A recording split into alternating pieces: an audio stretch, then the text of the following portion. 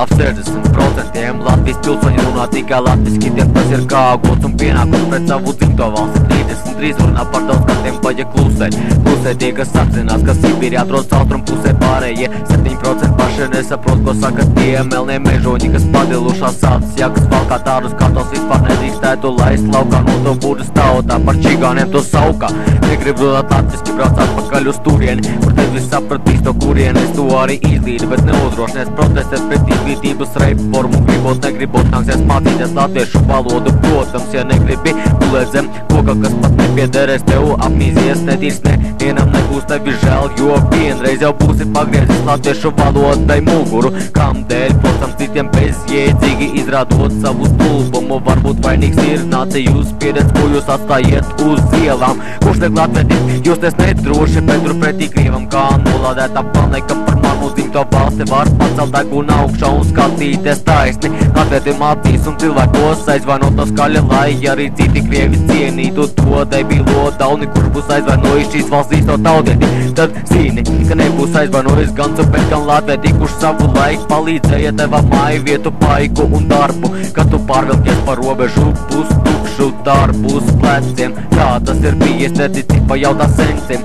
Nebūtu PSRS, tev tagad būtu jābūt bombzim. Vismaz būtu kaut cik latviešu tautai pateicīgi, un arī tie būtu gatavi būt ar jums vienlīdzīgi. Bet tu pat vārda paldies vietā pasaki bļāģi un bļāju, lūdzu palīdzi man, tu tik zini viņus vaļa. Jā, es viņus zinu, tie ir latviešu puikas. Viņi ir tādi, kādi ir, un ar to arī lepojas un netaisās sadot to, ko senči sviedros bija pelnījuši, lai jūs ieslidotu Latvijā un to būtu noteruši. Vai ir jāraksta brīdinājums blakus Latvijas robežas līnijai? Krievam ieeja aizliegta bīstami to dzīvībai. Vajadzēja palīdzēt viņiem viņu maizi sēt, nevis gaidīt līdz tev to izsniegs par velti.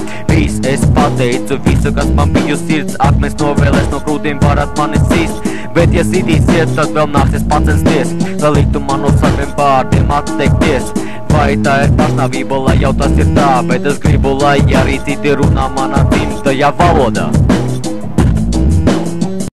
Ну пиздец, бля, песенка, нахуй такой улет, офигеть, пиздец, блять, сука. Это Ганс пел. Чего? Ганс эту песню пел. Ух ты, блядь. Ej, bļaļ, Gans, tu žalkāja sabaka.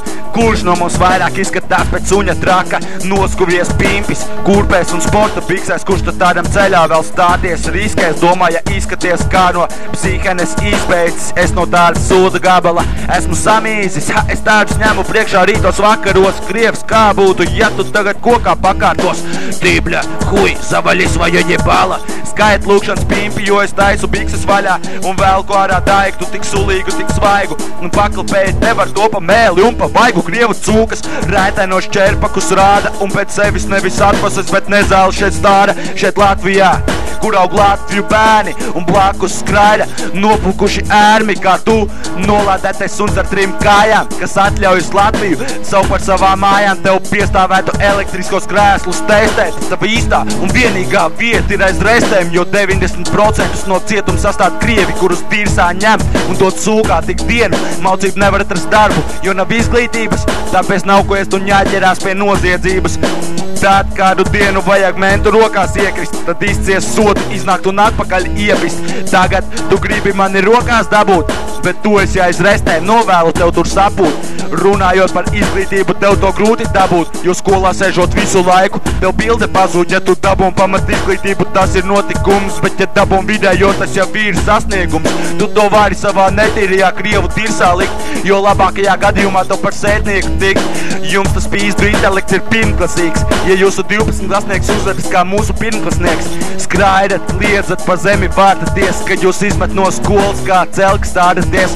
Tā tu suns domā pastāvīgu dzīvi uzsākt, kas iesākumiem ir labāks kā uz atatas uzkārt. Tavs vāru krājums sāks ar bļaļ beidzas ar huj. Man arī patīk to pielietot, klausies pizduj.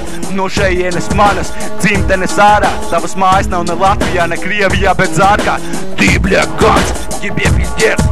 Tu guca nesi cienīgs, mazgāt man zeķes, teikums bez bļaļ nedrīkst būt sastādīts, savādāk Krievu intelekts netiks parādīts. Slučai gans, es tevi izrobīšu, es tevi kā vecu suni atspārdīšu, bļaļ, un pēc tam, kad es to izdarīšu, es savam tēvam dubli izlaizīšu, yo, Russian stars goes to Hollywood, I shoot you, I am Robin Hood, hey yo guns, yo, give me some food, I am Robin Hood, the food is good. Ev stulbā Krievu tirsa, lai jau būtu kā būtu, bet un tā, tu mēsls, ne rubī, ne sūda, ne angļu, ne tai pašā gancu valodā, bet tava valoda ir tas, ko es atstāju podā.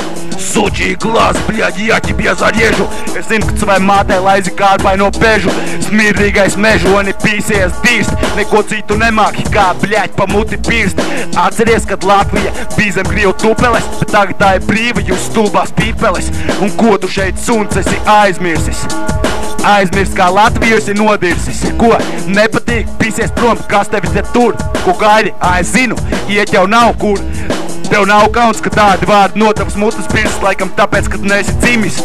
Bet īsti dirsts, tu esi jūtains krievs, kas karbo purnu mētā, tāpēc, ka piedzimis ķūnī, jo tā ir lētāk. Par slimnīcu ir jāmaksā, tava māte nav jauka, jo viņa izvēlējas nemaksāt. Viņa ir mauka, un visas jūsu vecenes ir kūces stulbas. Viņu vienīgais darbs ir kalpot gultās, tādi kā es. Viņas visu laiku priekšā ņem par attiecīgu samaksu, arī aiz vaiga viņas ņem. Ну, пацаны, достаем пистолет, один выстрел, и ганца больше нет. Uz priekšu rīkojies, man besī, ka tu draudi, bet es atgriezīšos pat no ēles, smejies vai raudi. Un tād es tev iesaku uzmanīties un mīst, jo atnāks stunda sīdīs ļoti drīz.